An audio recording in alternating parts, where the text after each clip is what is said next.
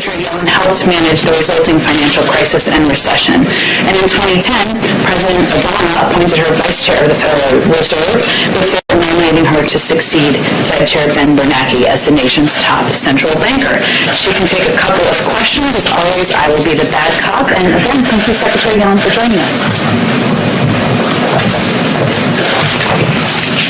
Thank you, Jen. It's a pleasure to join you this morning. I'll be pleased to take your questions, but first I thought I'd spend a few minutes on the state of our labor market. When the administration took office, our economy was in a state of crisis. Our most pressing concern was providing a lifeline for Americans suffering under the weight of the pandemic. Our solution was the American Rescue Plan, which the President signed back in March. It was designed to provide enough relief for Americans to make it to the other side of the pandemic with the foundations of their lives intact, providing nutrition for hungry families, rental assistance for those at risk of eviction, and a lifeline for businesses on the brink. We knew it would be a long road back to recovery. That's why the legislation provided lasting support rather than just a few months of relief. We knew this would not be a 100-day battle. And today's jobs report underscores the long-haul climb back to recovery. But let me be clear, the 266,000 jobs added in April represent continued progress. We've added an average of over 500,000 jobs during the past 3 months. And we saw promising growth of 331,000 jobs in leisure and hospitality, which includes the restaurants and bars that have been so badly battered by this pandemic. We should also be encouraged by the ongoing expansion of the labor force. It's a promising sign of our economy winning out over the pandemic. Last month, the labor market expanded as more people reported they are looking for work. Hours are increasing, and the share of workers forced into part-time jobs is declining. Indeed, we've made remarkable progress. After all, 1 year ago, we learned we'd lost over 20 million jobs in one single month. I believe we will reach full employment next year. But today's numbers also show that we're not yet finished. As our economy continues to heal, it's important to consider ways in which we can build back better. And one of those ways is removing barriers to higher labor market participation.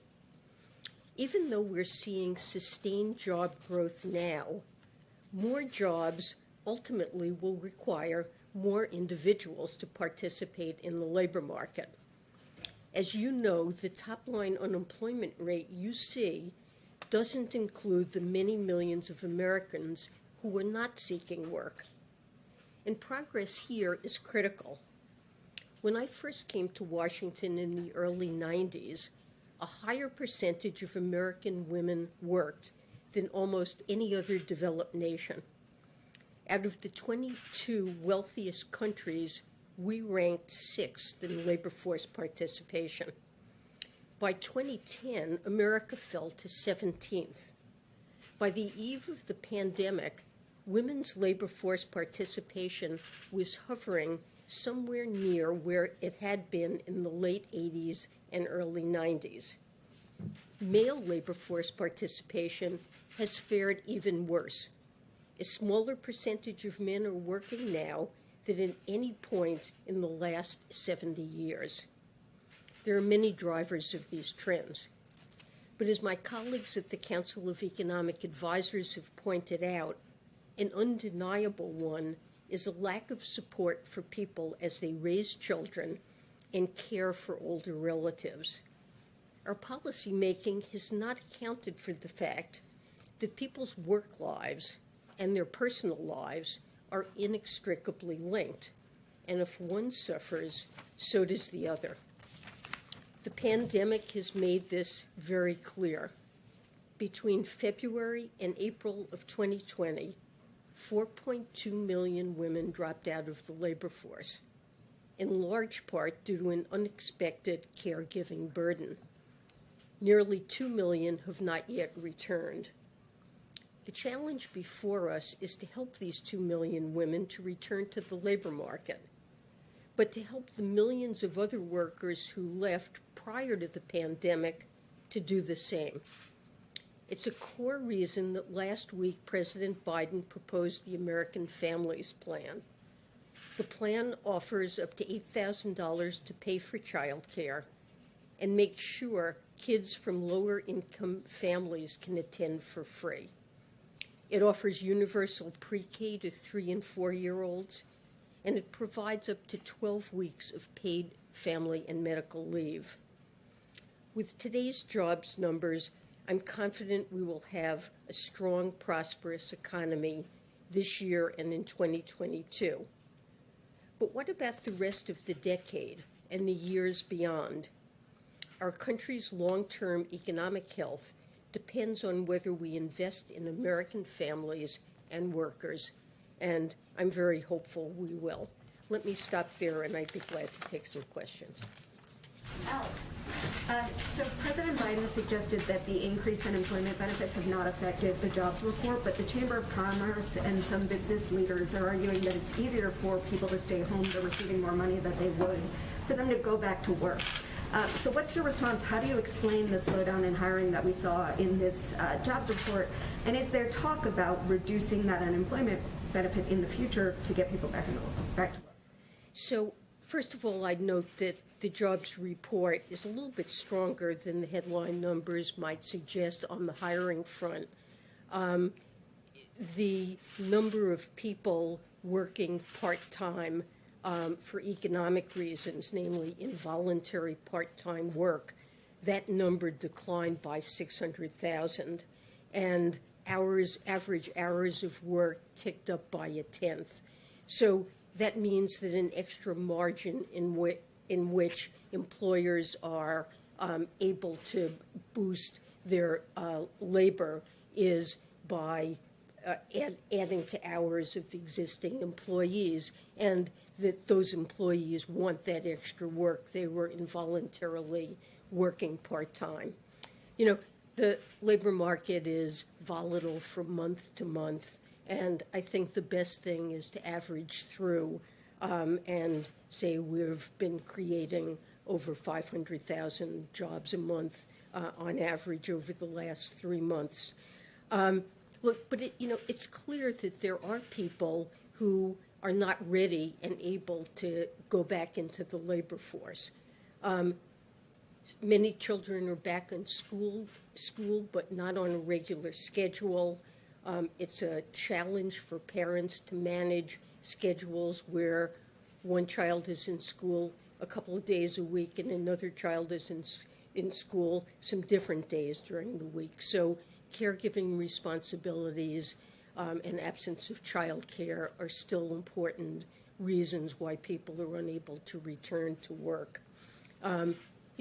Concern about the pandemic and the health consequences, I think, remains a factor for many.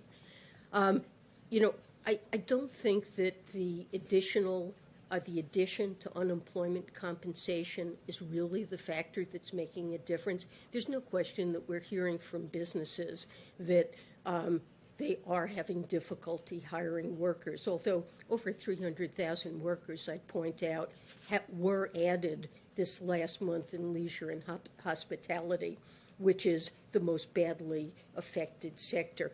But, when we look across states or across sectors or across workers, and if it were really the extra benefits that were holding back hiring, you'd expect to see that either in states or for workers or in sectors where the replacement rate due to UI is very high, you'd expect to see lower job finding rates. And in fact, what you see is the exact opposite. We've had a very unusual hit to our economy. And the road back is going to be somewhat bumpy. We have to expect that. There are a variety of bottlenecks that are also relevant.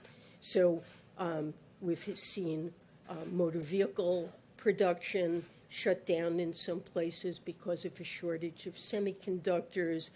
There was a loss of jobs there this month. There were setbacks in the lumber industry because of shortages there. So, starting up an economy again, trying to get it back on track after a pandemic in which there are a lot of supply bottlenecks is going to be, I think, a bumpy process. But I really don't think the major factor is the extra unemployment. Secretary, Go ahead, Kelly. Were you surprised, Madam Secretary, about the number? Because we've heard so much about a pent-up demand, a desire to get back. We've seen vaccinations rise. And we know that some of the funding in relief packages targeting businesses is in the bloodstream now. So were you surprised by the number? And how much of a change would you anticipate as the summer season and the reemergence continues? Well, I believe that the recovery will remain on track. And it may be bumpy from month to month for a variety of factors. There are often quite large revisions to months as well. There was data 2 days before this, the ADP data that suggested over 700,000 jobs would be created. Unemployment insurance claims had gone down. So if I had to write down a number as my best guess, it would have been higher. But I've watched data for a long time, and I know that it is extremely volatile. There are often surprises and temporary factors, and one should never take 1 month's data as an underlying trend. Besides, remember I said actually what happened is stronger, I think, than the headline number looks. And do you see the relief money in the bloodstream of the economy now making a difference? Oh, absolutely. I mean, we saw very robust spending, consumer spending, in the first quarter of the year. The stimulus checks getting out there stimulated a surge in spending. We're seeing services begin to pick up from very low levels. I think there's absolutely no question in my mind that the money that the ARP has put out there and will continue to put out there in the coming months is going to boost spending. And as things open up with further success with vaccinations and the pandemic, people are going to go back to eating out and traveling and doing all the things that they did. And I absolutely expect to see continued progress in the economy. It's probably bumpy, and there is, look, we're still down net 8.2 million jobs from where we were in February of 2020. That is a big hole, and we're going to hit back, but, it's going to take a little while. Thanks, Jen. Madam Secretary, what's your advice then to the employers who say they are having difficulty hiring workers? One suggestion has been made to perhaps raise wages, but if businesses have to compete with plussed-up unemployment benefits, won't that result in an increase in consumer prices and touch off an inflationary cycle that so many experts have been worried about? Well, I really doubt that we're going to see an inflationary cycle, although I will say that all the economists in the administration are watching that very closely. As my colleagues have said, the CEA put out a blog post on this. We expect somewhat higher inflation over the next several months for a variety of essentially technical reasons because of something called base effects that in year-over-year comparisons right now, the months in which prices fell the most are moving out of the average, and that leaves us with the months in which they were rebounding toward more normal levels. But that's a transitory thing, not something that's associated with a buildup in wage pressures. I mean, with respect to wages, the best data that we have suggests that wage growth has really not picked up meaningfully. And in areas where you do see some pickup, for example, this month in services, there was a pickup in wages. But still, that's an area where wages actually fell at the beginning of the pandemic, and we're seeing a revival, not back yet up to normal levels. So, in areas where wages are more flexible, they fell a fair amount. As the economy revives, we expect to see a return to more normal levels. But I don't think we're seeing meaningful upward pressure throughout much of the economy, but we'll watch that very carefully. Madam Secretary. I was following you, Thank Slay. you. Go ahead. And Madam she's gonna have to, sorry, she's going to have to be the last one, and she's always welcome back anytime. I think it's safe to speak for all of you. Go ahead. Madam Secretary, is there any more that you can share on how long Treasury's extraordinary measures on the extending the debt limit may last? There were some comments yesterday from the agency, but if there's anything more you can share on that. So all I can really tell you is that the debt ceiling comes back into effect on July 31st. And there are a series of so-called extraordinary measures that are ordinary in the sense that they've been used many times in the past. But it is exceptionally challenging this time to try to figure out just how long those measures are going to last, in part because of higher and more volatile spending and revenue numbers associated with the state of the economy and the pandemic. So we have evaluated a range of scenarios, and we are concerned that there are scenarios that would give a very limited amount of additional time through the use of extraordinary measures. But I can't really be more precise than that. Into October or further? I'm just saying there are scenarios in which, sometime during the summer, the extraordinary measures would run out. Thank you, Secretary Yellen, for joining us. My pleasure. Thank you, Jen. Thank you very much. Okay. Thank you, everyone. All right. I have just a couple of other items for all of you at the top here. As part of the American Rescue Plan, today we announced an allocation of $21.6 billion in emergency rental assistance to respond to the COVID-19 crisis. This much-needed funding will help prevent evictions and ensure basic housing security for millions of Americans, including middle-class landlords who rely on rental income to support their families. In addition to the funding, the administration announced new updated guidance to make sure that these funds get out quickly to those most in need of assistance. For the first time, the new guidance requires the program to offer assistance directly to renters if landlords choose not to participate. The new guidance also cuts down wait time before renters can access assistance and makes clear that funds can be used for moving-related expenses, security deposits, and other costs if a family is displaced. While the economy continues to recover, nearly 7 million Americans reported being behind on rent in the second half of April. More than 40% of those renters worry that they could be evicted sometime in the next 2 months, and almost 12 million Americans lack confidence that they can meet next month's rent. So this is clearly critical to a large swath of people across the country. I have a little bit of a week ahead for you here, I believe. Well, we'll get it to you immediately following the briefing afterwards. Alex, you want to kick us off? Okay, go ahead, Steve. I like it. Secretary Yellen, give her more than she needs. Go ahead. Does the April jobs report affect how you approach the negotiations over the infrastructure plan?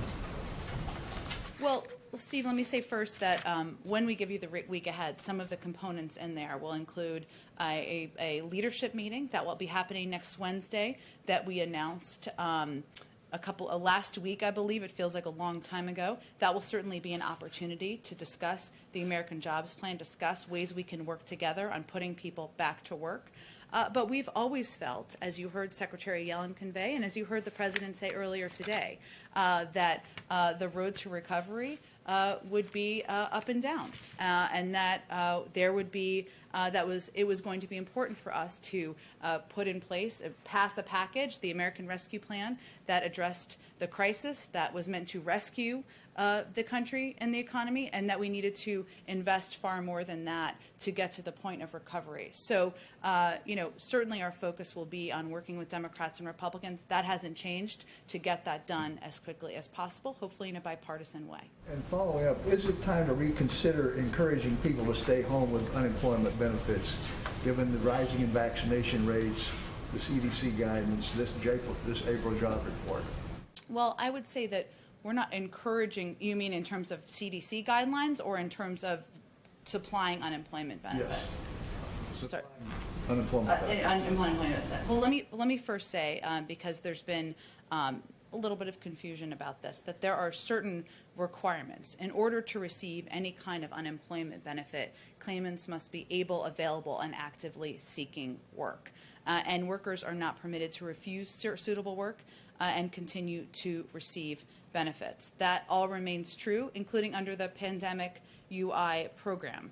You're only allowed to refuse work and continue to receive benefits if you are sick with COVID, taking care of someone sick with COVID, or offered a job in an unsafe workplace. As the Secretary alluded to, there also continue to be challenges that are unique to this moment we're living through, including child care restraints, the fact that 2 million women are left the workforce, and that has an impact, of course, on people rejoining the workforce. But our view is that these benefits continue to provide necessary assistance to families, to people who are out of work, to address what remains a challenging point in our economy. Go ahead, Kelly. Given the president's frequent encouragement that people get vaccinated, where do things stand as far as the president deciding whether or not he will mandate that federal employees must be vaccinated or members of the military must be vaccinated, or would he work in conjunction with private sector employers who want to have those kinds of requirements for return to work? Well, I wouldn't anticipate that we would be putting requirements on private sector companies, and I would expect that we would allow the space for them to put those requirements in place themselves or decide what is best for their workforces. Obviously, I don't have any update. There's no new information I can provide on any requirements as it relates to federal employees, and certainly as it relates to the military, we would rely on the advice and guidance of the Secretary of Defense. So that's not something that's kind of in the works to consider whether the president would have that kind of a requirement? I don't have any update on that at this point in time. Does the president have a reaction to the indictments of 4 former police officers in Minnesota related to the George Floyd case and civil rights allegations against them? Well, obviously we have seen the reports, and we are watching any follow-up closely.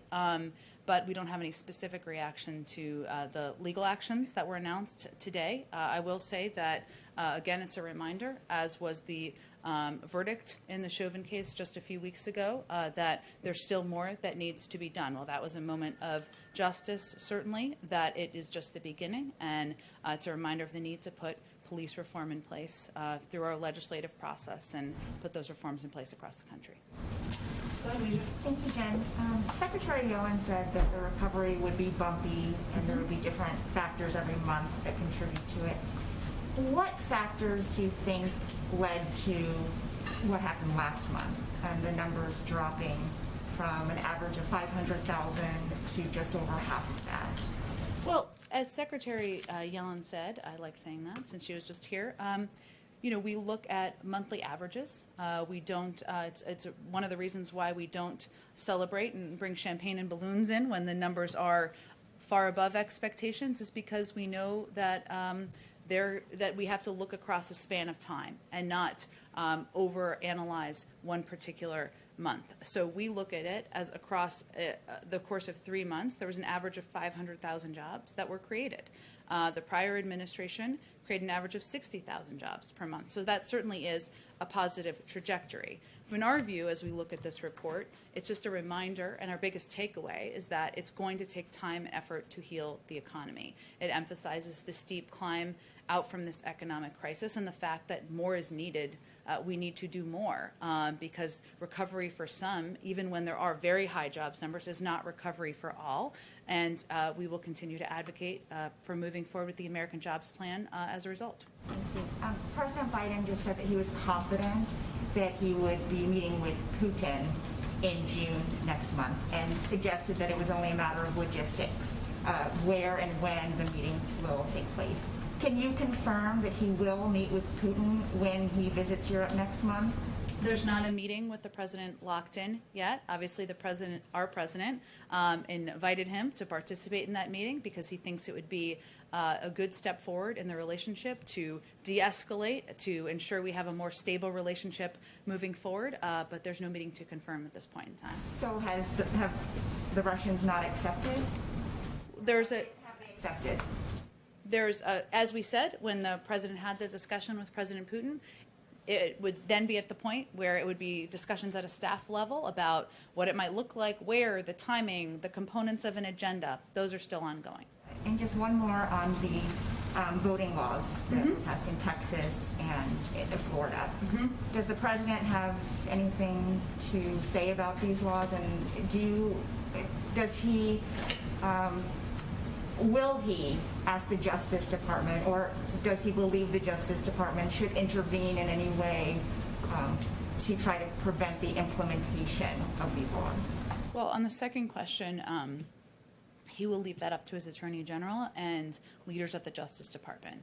I will say the president's view, fact of the matter is that these laws make it harder to vote. That's not a good thing. And his view is that any law that passes across the country should make it easier to vote, should not place limitations on giving food or water to people in any capacity in the line, should not limit the number of mail ballots you can help others return, should not allow challenges to voters based on their address, even when they show up with that address on a photo ID. These are making it harder to vote, not easier, and that's a fundamental view for the president. There's obviously federal legislation at the federal level, I should say, that he strongly supports. These are not the only states, as you well know, Weijia, where there are efforts to make it more and more difficult to vote. So he will continue to redouble his efforts to move legislation forward with Congress. His overall view is there's no good reason to make it more difficult for people to exercise their right to vote across the country. Thanks, Jen. Go ahead. So on expanded unemployment, there was talk of making those benefits permanent. Democrats had been talking about that in Congress. Has the latest jobs report impacted the way that the White House is looking at that possibility? And then can the president do anything to try to help pick up the pace of hiring? I mean, could you see a world in which he'd be talking to CEOs about raising their salaries, that kind of thing? Has he been looking at options? Well, I will say first, one, the president supports an increase in the minimum wage. The president also believes and would love to see action in moving forward the American Jobs Plan by this summer, because he is the first to tell you that we need to do more, the economy needs more, American workers need more, obviously for the short term, but also the long term. And we know that the combination of the American Rescue Plan and the American Jobs Plan would have a large net positive benefit on bringing our workforce back in. And also, the American Families Plan would have a huge benefit in addressing some of the impacts of childcare on educational needs, on covering that is preventing women from rejoining the workforce. In terms of UI benefits, I know that a number of Democrats have talked about that in the past, and we're obviously in the discussion phase at a staff level and discussion with committees from senior leadership here with members and their staff. Next week, I expect we'll have a range of conversations up at the highest level on down, where those discussions will continue, and we'll see what they bring to the table as important priorities for them. And then when it comes to the American Jobs Plan, how long do you see, or how quickly do you see that money sort of making an impact on an issue like child care? I mean, it's going to take a while for it to be implemented, that money to get out there. We likely won't see impacts until early as next year, isn't that right? Well, I think first the American Families Plan, which has the biggest components of the 5-year extension of the child tax credit. Obviously, there are still components of that are being implemented now from the American Rescue Plan, and other pieces are meant to have a longer-term benefit. You're right. They're not all meant to have an immediate benefit. They're meant to address and build us out of recovery over the long term. But certainly for the American Jobs Plan, there are efforts in there that we certainly would hope to be underway as quickly as possible and as quickly as they can be. I don't know that we have an assessment at this moment in time on kind of when the first project could start. It really depends on when a bill would pass. And then one quick one on Russia. Secretary Blinken has warned Russia against sort of further aggression. That seems to run a little bit counter to President Biden saying he's still expecting a meeting with President Putin. So how does the White House and President Biden square having a meeting with Putin despite this aggression? And is there a point at which the meeting could be broken off if Russia doesn't listen to U.S. warnings? Well, first I would say that it's a relationship where while we feel we want to move toward a more predictable and stable relationship over the long term, we also are going to reserve our option of putting in place consequences if their actions warrant. And that was certainly what Secretary of State Blinken was saying, and that is reflective of also of the president's view, that we will continue to defend our national interests, impose costs for Russian government actions that seek to harm our sovereignty. That was also the message around the call that the president had with President Putin just a few weeks ago. We want to move to a more stable and predictable place. But we also, when we announced our sanctions, we left in there maximum optionality to put in place additional actions should their actions warrant. No one wants to get to that point, but we reserve that right should we decide it's warranted. Go ahead. What's your message to Republican lawmakers who see today's jobs report as a reason not to pass this additional $4 trillion in spending, and how are you going to continue those negotiations given the report today? Well, that's hard to square if they are suggesting that it is not a report that meets expectations while also saying that they don't think we should work together to do something to help put more people back to work. So that's kind of hard to understand. We have yet to see the effects of this $2 trillion get through the economy, and we're losing jobs. Why is that? Of the American Rescue Plan, I actually don't think that's what economists would convey, or nor is it what they have conveyed. We've created about an average of 500,000 jobs a month over the last 3 months. That's in stark contrast to about 60,000 jobs a month during the final 3 months of President Trump's administration. And there's no question by data, by economic standards, by economic experts' standards that the money that has been put into the economy, the $1,400 checks and the stimulus has helped put people back to work. We also know we're continuing to make progress. And this is going to be a long road, as we've always said. So it just requires additional assistance, additional stimulus, additional work together to put more people back to work, which is why the president proposed the American Jobs Plan. On the FDA's approval, expected to authorize the vaccine, the Pfizer vaccine for 12 to 15-year-olds any day now, what specific plans does the White House have in place to get the vaccine distributed to that age group? Well, the president talked about this just a couple of days ago, and if and when, we'll see, the FDA approves the EUA for 12 to 15-year-olds, we will absolutely operationalize and ensure that we're distributing that vaccine out into the country and in a way where we're meeting people where they are, working with primary care physicians, working with pharmacies, community health centers, and ensuring that we get that vaccine and those doses out to meet a new group of Americans who might be eligible. Go ahead. President Biden has a meeting next week with congressional leaders. What is he hoping to accomplish?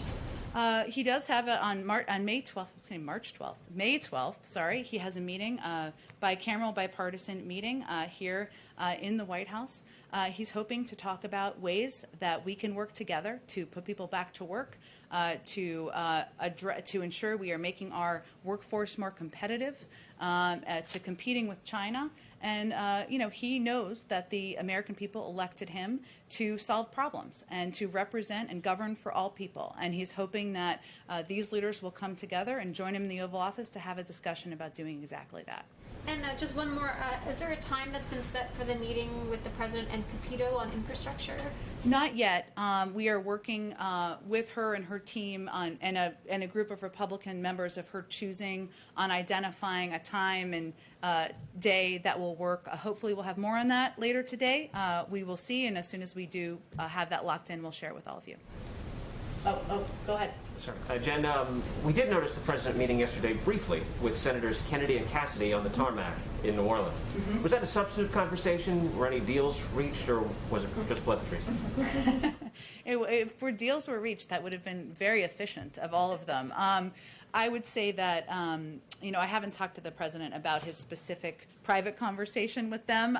Certainly they could speak to what they discussed, but the trip yesterday where the president stood in front of a 70-year-old bridge, one that's 20 years in the making of having upgrades done, should be seen and viewed as his effort to send a message to leaders in that state, but also to people across the country that bridges and rebuilding bridges is not a Democratic idea. It's an American idea. And the same with rebuilding roads, and the same with ensuring that we have efficient ways to travel, that kids have access to clean drinking water. And the fact that they joined him on that trip is an example of how the president is reaching across the aisle. He wants to do work together. He's committed to doing that. And I know he enjoyed his trip yesterday. To drill down on something you were asked a couple of days ago. Okay. It was about the debt ceiling. Yep. Just to nail it down, because for the last 10 years or so, every time this issue comes up, there's been a robust debate in legal circles about whether the debt ceiling itself violates the 14th Amendment and the clause that says that the debt of the national government should not be questioned. What's this administration's position on that question? Here's what I know, Steve, and I will talk with our legal experts on that because I don't want to speak out of turn.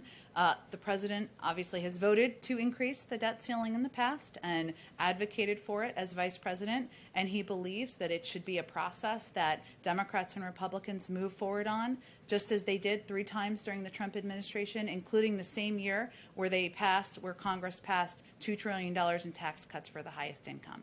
That's his view. But I will see if there's any legal response to that particular question. I remember this debate, so you're bringing me back. Go ahead, please. Thanks, Jen. 2 questions. Several states, including South Carolina and Montana, are already looking at trimming unemployment benefits, saying that the labor shortage is created by the federal government's supplemental employment programs. Is the administration worried about a domino effect, or that other states would do this? Or is there any outreach plan to stop states from doing this? Well, we have, of course, seen that. I will say that though some individual employers may be experiencing increased difficulty finding workers, we haven't seen widespread labor shortages are not yet evident in the data. And obviously there's always going to be a look at the data by our economic experts, and we are seeing little evidence that enhanced unemployment benefits are currently impacting or affecting Americans' willingness to work. We do recognize, as Secretary Yellen talked about a bit, that labor supply has been affected by the pandemic for a range of reasons, including childcare and schools fortunately beginning to reopen more than 50%, 5 days a week, just to note the data that came out just a few days ago. But there are lingering challenges that are unique to this moment, and we're certainly hopeful as schools reopen, as employers are better positioned, that we will be able to move to a different place. But we're not seeing that as an impact, as labor shortages as a mass widespread impact in the data. One more question. Last month you said that you'd provide an update on the president's medical records. I was trying to get a sense of when do you think there's going to be an update, seeing as he hasn't released them since, I think, December 2019? I don't have an update at this moment, but certainly when he has his next medical appointment, we will be transparent about that and provide that information to all of you. Is one scheduled? I'm not aware of one being scheduled, but you're fine. It's okay. It's a Friday. Give everybody a break. You're fine. This was falling down last week. We had a plane flying over a few weeks ago. You never know. We don't have, I'm not aware of one scheduled at this point, but we certainly will provide you all information and data in a transparent way when it is scheduled and once he has that appointment. Go ahead. There have been a number of media reports in recent days on a series of newly reported cases over the past 12 months of Americans experiencing Havana syndrome at home and abroad, including CIA officers, U.S. troops, and U.S. government officials in the Washington area. So a couple questions on this. How concerned are you about these newly reported cases over the past couple months? Well, first, let me say that the health and well-being of American public servants is a paramount priority to the administration, and we take extremely seriously reports by our personnel of anomalous health incidents. Our national security staff is working closely with agencies and departments across the federal government to address unexplained health incidents that some government employees have suffered and to ensure the safety and security of Americans serving around the world. And we are, of course, investigating incidents in which personnel have reported experiencing sensory phenomena such as sound, pressure, or heat concurrent with or followed by physical symptoms such as sudden onset vertigo, nausea, and head or neck pain. At this moment, we don't know the cause of these incidents, which are both limited in nature and the vast majority of which have been reported overseas. So right now we are working to investigate, taking every report seriously, and our national security team is overseeing that process. You say the vast majority have taken place overseas. How many cases have been reported to have occurred in the United States? I don't have any more specifics on reported incidents. I'm happy to see if there's more we can provide on that. And how many cases total have been reported over the 5 years that this phenomenon has been known to us? It's an excellent question. It's limited, but let me see if there's a more specific number we can provide to all of you. My last question on this. What is the NSC doing that is new that, again, over 5 years, 3 administrations, we've seen this phenomenon occur? What's new that they're doing to try to get to the bottom? Well, I can't obviously speak to what the last administration did or didn't do. What I can tell you is that our team is coordinating a full review of intelligence reporting to ascertain whether there may be previously unreported incidents that fit a pattern. We are also working closely, as I noted, with agencies and departments across federal government to address unexplained health incidents that sometimes they're reported in to different agencies and it hasn't all been gathered into one place. So that's how you can look at it across the board and see if there are patterns. So that's a way we are approaching it. And I can't obviously assess how that compares with past administrations. Just one last question on a different topic, on Russia. What gives this administration the impression that Vladimir Putin wants a stable and predictable relationship? Well, all I can speak to, Michael, is what our intentions are and what's in the interest of the United States. And in our view, it's in the interest of the United States to have a stable and predictable relationship with Russia. It doesn't mean that we are going to hold back, as we've talked about a little bit before, from implementing consequences when their behavior warrants, as we did just a couple of weeks ago. But that's the reason that the president offered to have a meeting. Again, we're working through the question of, some logistics, but place, location, time, agenda, all the specifics, and that was always going to happen at a staff level. It's really up to them what they want to achieve, but here's what we know.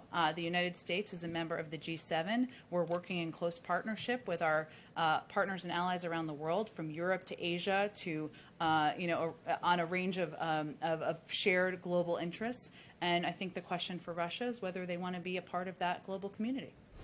Go ahead, Jeff. Hey, Jen, how you doing?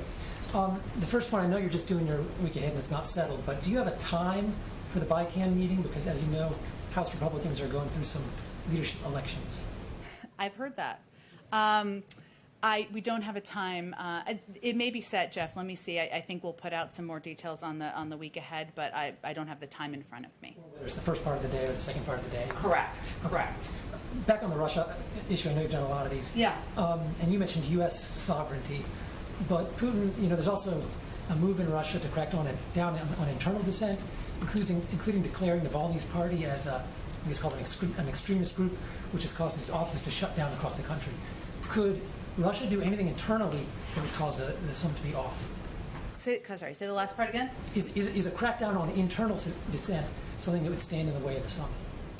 Well, first let me say that the United States put in place a number of sanctions in reaction to the treatment of Navalny in coordination with our European partners several weeks ago. It was separate, or it was earlier than the other set of sanctions that we announced, but we did to put those in place because exactly of their treatment of Navalny. Obviously, human rights, freedom of speech, freedom of expression, values are all issues that the President, Secretary Blinken, National Security Advisor Sullivan raised with their counterparts. But the invitation to have a discussion and have a meeting was not offered with the prerequisite that every issue is resolved in advance. We expect we will still continue to have disagreements, and we will certainly voice those if and when that meeting happens. So no, that wouldn't be a predetermined component of it, but certainly we will continue to voice concern, and we will put in place consequences as actions warrant. And just one more on vaccine holdover from Tuesday. The president said he talked up these ideas of incentives for people to get the shot, including sports tickets and shopping discounts and stuff like that. He said he liked that idea. Does he like the idea that some governors are floating of payments to people? And is there an issue of sensitivity when Americans are getting paid to get a shot, but people are dying in Brazil and India and all kinds of places? Well, there are a number of states who are implementing different programs to ensure they are meeting people where they are. They are reaching people who are less inclined to get vaccinated for a range of reasons. What we've actually seen in our data is that the big driving factor is access, and that's why we have massively increased our efforts to put more supply in pharmacies, to have mobile units, to partner with primary care physicians and doctors. But we know, as the president said, that states will take different actions and take different steps to ensure that their populations are vaccinated and that they're getting the shots in the arms of as many Americans as possible. That remains our first priority. At the same time, Jeff, as you know, we have also announced a number of steps we're taking to contribute to be a part of the global effort to defeat the pandemic, because we know that the pandemic will not be stopped by borders. Including the intention to distribute 60 million doses, to donate 60 million doses of AstraZeneca. And we also are going to work with international partners, with pharmaceutical companies, to up the supply, to get as much supply out into the global community as possible. Okay, with the idea if it works? He supports, we all support, the administration supports efforts by different governors to take steps to ensure there's more vaccines in the arms of Americans. Let me just go ahead. Thanks, Jim. On the subject of the stimulus checks, the president sent out a letter to millions of Americans who have gotten these checks. And just a few weeks ago, when you were asked if his name was going to be on the checks, he said this is not about him. So why did he feel the need to send this letter? Well, I think the primary driving reason at the time, several weeks ago, was that it could potentially delay the direct payments going out if they needed to be signed by the president. And we just didn't think that was an appropriate step to take. So this is a pretty standard letter that goes out with physical checks that are made, of which there are a small percentage of these checks that are actually physical checks. But it was just a letter that went out with them, but not intended to make it about him. It's about the American people, and we didn't have him sign the checks because we were concerned about any impact that would have on delaying them going out to the public. Okay, and a couple more questions for some colleagues who cannot be here. Okay. The first is from some of our friends in Atlanta, and it's about the Atlanta mayor's announcement that she is not going to seek re-election. She, of course, was a supporter of the president's. Just a few weeks ago, he even participated in a fundraiser. So was he given a heads up that she was about this announcement? What is his reaction to the announcement? And are there any discussions to bring her into the administration? I believe she's already announced what she intends to do. I'll let her speak to that, which is to go into the private sector, but I don't have any other insight into her decision making. And she remains, of course, someone who the president has a fondness for, and they got to know each other a little bit during the campaign, but beyond that, I'm not aware of a heads up that he personally had. Okay, and one more for another colleague. Given today's jobs report, does the White House have any concerns about raising taxes on the wealthy as the president has proposed? We don't. What we're talking about here, just as a reminder, is bringing the highest income bracket up to what it was during President George W. Bush's administration, impacting about 1% of the public. No one making under $400,000 a year would have their taxes go up. That's a line in the sand for the president, and that remains his approach and policy moving forward. And also what these tax proposals are meant to do is to pay for a historic investment in infrastructure, historic investments in childcare and education, something that there is broad support for across the country. Go ahead. Thank you, Jen. I have two questions. I just asked President Biden if he believes the Iranians are serious about negotiation in Vienna, and he said yes, but how serious and what they're prepared to do. So after 3 rounds of talks, is the White House frustrated with the lack of progress? Are you there where you want to be? And if diplomacy fails, what are your options to stop Iran from acquiring nuclear weapons? Well, first, we always knew that this would be a long process and challenging. But we also feel that it has been a good sign that there have been diplomatic engagements over the past several weeks, even through indirect channels with the Iranians. Some progress has been made, and we have a better idea of what we need to do moving forward. Both to come into of what we need to do to come back into full compliance, and Iran has a better idea of what it needs to do to come back into compliance. Returning to the deal, as you know, would require Iran to significantly roll back its nuclear program and block every available pathway to a nuclear weapon. But the talks are continuing. That is a good sign, and I'm not going to get ahead of a prediction of what the outcome will be of them. Right, okay. On Yemen, the President envoy, Linda King, just got back from the region, as you know, from the Gulf, and he said that he offered a fair deal to the rebels in Yemen, the Houthis, and they rejected it. What leverage does the White House have, considering that the President put it as a top priority for him to end the war in Yemen and the suffering of the Yemeni people? Are you talking about the group that the administration group that was just overseas on a trip to? But the P1 and the UN as well, they've been part of this as well. You know, I would have to talk to our national security team about kind of the status of those and where things are. And your leverage question is an excellent one, but I haven't gotten a briefing from them after their trip. Right, but your general policy towards Yemen and ending the war, do you still believe that you're on track as well? Or is this another setback in foreign policy for this administration? No, we still are moving forward on our path. Obviously, we want to get to a point where there is stability, where there is a lasting ceasefire in the region, and that certainly is our objective. Thank you. Go ahead. Thanks, Jen. I have questions on a couple different topics. First, given the number of former Obama administration officials that are now in this Biden administration and the president's relatively light schedule, there's a growing perception that this is really just the third term of President Obama. What do you say to people who say that? Who were saying that? Who's saying that? You hear that a lot in the media. Who in the media? Different people. Like? Well, there was lots of questions about when you had Japanese Prime Minister Suga here on the one and only so far in-person bilateral head of state meeting. It was Vice President Kamala Harris who greeted the Prime Minister. And many people found that odd.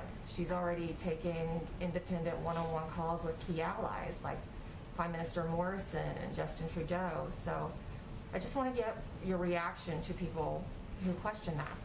Well, it's hard to react when I don't know what people you're talking about. I will say that the president met with the prime minister, as you know, and had a full meeting, a full press conference afterwards, and they even shared a meal. So, and the president has had dozens of conversations and calls with world leaders, and should be no surprise that the vice president is also playing an important role, engaging with and having discussions with foreign leaders. It's more so than other vice presidents have. How so? I'd love to see the data. If you want to present that to us. I you with that sometimes, and would Sure. love to get your reaction on it. Would welcome it. Excellent. And then on the coronavirus, it's a matter of public record that Dr. Fauci and the NIH funded gain-of-function experimentation research at the Wuhan Lab of Virology. And given the questions about that lab, why would Dr. Fauci and the U.S. fund that kind of experiments, that kind of research in a Chinese lab? I'm sorry, I can't hear you super well. What was the beginning part of your question? I said that the NIH and Dr. Fauci had provided funding to the Wuhan Lab of Virology. That's the lab in question when we talk about the lab leak theory. And given that gain-of-function research is dicey, why would the U.S. fund that in China? Why would Dr. I'm happy to send you to the NIH about more specifics of what program they funded and more details of that. Now, I do have one more follow-up on that because the president hasn't really weighed in. Dr. Fauci is one of the voices who discredit the lab leak theory, but now there's more officials in the Biden administration, like the Director of National Intelligence, the CIA Director, and now also the NIH Director, who say that this cannot be ruled out, and there's calls for more investigation into it. Who does the president agree with, Dr. Fauci or the other officials? Does he think it was a lab leak?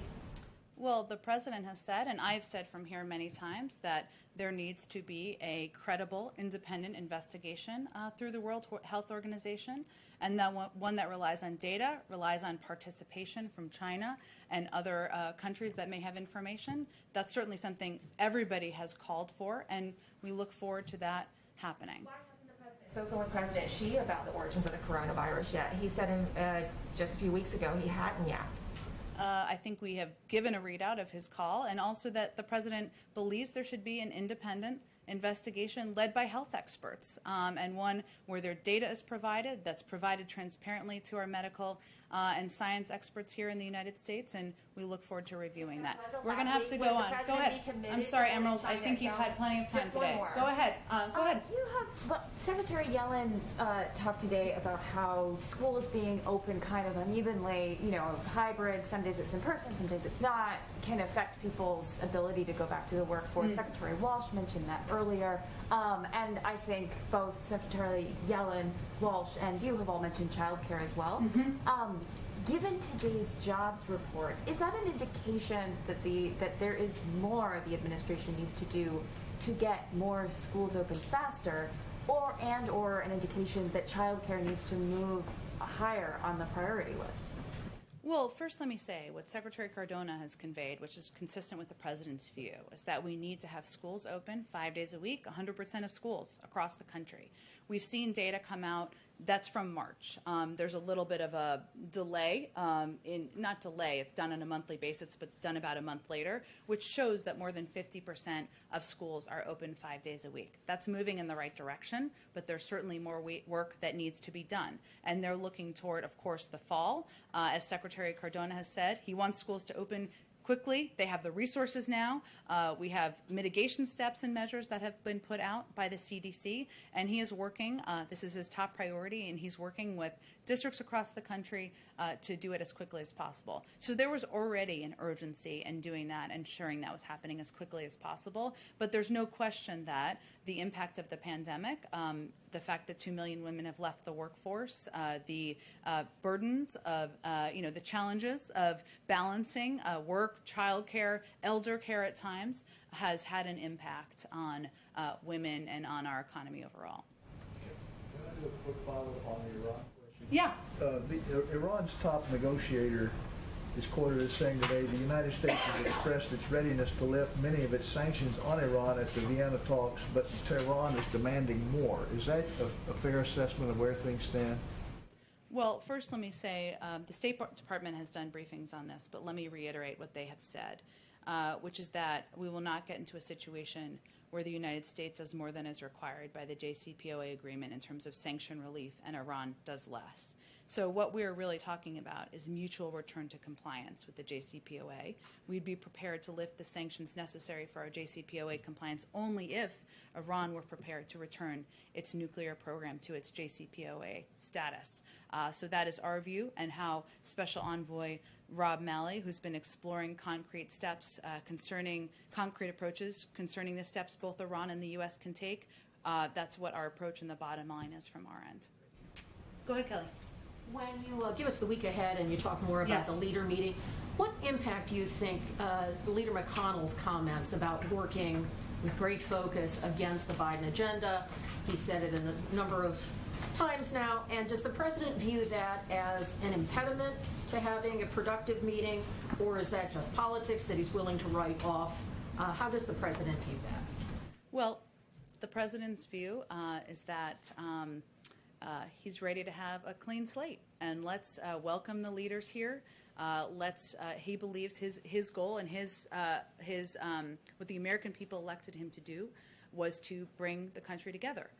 to bring leaders together too, to discuss how we can move together and put people back to work, put in place an agenda, put in place policies that will help contribute to doing exactly that. He also has said, and we're not at this point, that inevitably there will be some strong disagreements with Republicans. And we know that. He was in the Senate for 36 years. He's certainly no stranger to that. And that he's ready to debate, he's ready to, but he's also ready to press forward and doing work on behalf of the American people. So he will continue to seek bipartisan paths forward. Doesn't matter the language or the rhetoric of folks on the other side of the aisle, because he believes it's what the American people elected him to do. Go ahead in the back. Quick follow-up on your answer before. Given that you guys see childcare is so important to the labor market, was it a mistake to put childcare in the second part of the infrastructure plan? Should it have actually been included in the first? Should it be an even higher priority? Well, first, the child tax credit was extended in the American Rescue Plan, and those benefits, which are currently being implemented and going out to families across the country, is something that we think will help reduce poverty and help families who need help the most at this time. He proposed it as part of, they're not seen, the American Jobs Plan, the American Families Plan are both seen as pivotal priorities to the president, and ones where he's looking forward to talking with leaders in Congress about how to move them forward. And if they come to the table and want to push for the ordering of things or the mechanisms for the components moving forward, he's happy to hear from them on that as well. Thank you, everyone. Oh, I'm sorry. Oh, hello. I forgot it was Friday. Hello. Well, thank you. I apologize.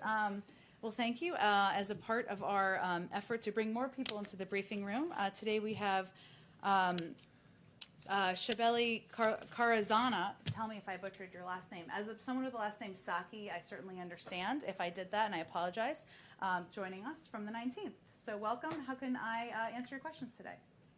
Well, thanks so much, Jen. And it's okay. Everyone butchers my name, so I'm kind of used to it at this point. But you didn't do too bad. I have two for you. One of them is on child care. The American Rescue Plan included a $39 billion investment to stabilize the child care industry. That money has already gone out to states. But the administration also said it would provide guidance on how the states should best disperse those funds. It's an important question considering the massive administrative challenge this poses for states. So I'm considering that money's been out for about a month now, or almost a month. When is the guidance from the administration coming, and what can we expect it to say about what states should prioritize when distributing the funds? Well, first, in mid-April, I know you've been following this closely, but for others, the administration, we announced $39 billion to help early childhood educators and family child care providers keep their doors open. And this funding is, of course, a critical step for child care centers around the country. You're right that the next step is providing this guidance for how it should be distributed. We're also working at the same time to implement and get a lot of programs up and going and implement the American Rescue Plan as quickly as possible. I asked our team about this, and what I can tell you is it's going to come soon, and we are eager to get it out the door, and we are finalizing components of that guidance to get it out to states, to child care providers, to territories, so that they can implement, they can get this funding into the communities that need it the most. Great. And I have one more sort of similar theme. A coalition of groups recently sent a letter to the administration about the establishment of the Equitable Data Working Group, which was part of an executive order in January that was around, beginning the work to collecting better data on sex and gender and different topics. The coalition also requested a meeting with Ambassador Susan Rice. So I'm wondering what you can tell us about when the administration plans to convene this working group on data, and what we should expect to hear from the group. Does it plan to collect better intersectional data, which we know has been missing from the vaccine data, for example? And is there a plan for a meeting? Yeah, so let me say that the Equitable Data Working Group was stood up around Inauguration Day as part of the equity executive order the president signed. The group meets weekly and is evaluating data disaggregation, transparency, and sufficiency, and it's charged overall with identifying inadequacies in federal data collection. So from programs to policies and infrastructure across agencies. And the hope is that refining and measuring this data will help address equity over the long term. So they do meet on a weekly basis.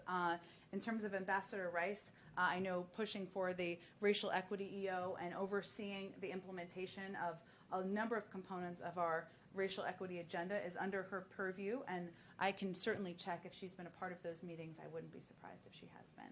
But it's very nice to meet you over the screen. We'll look forward to welcoming you into the White House soon.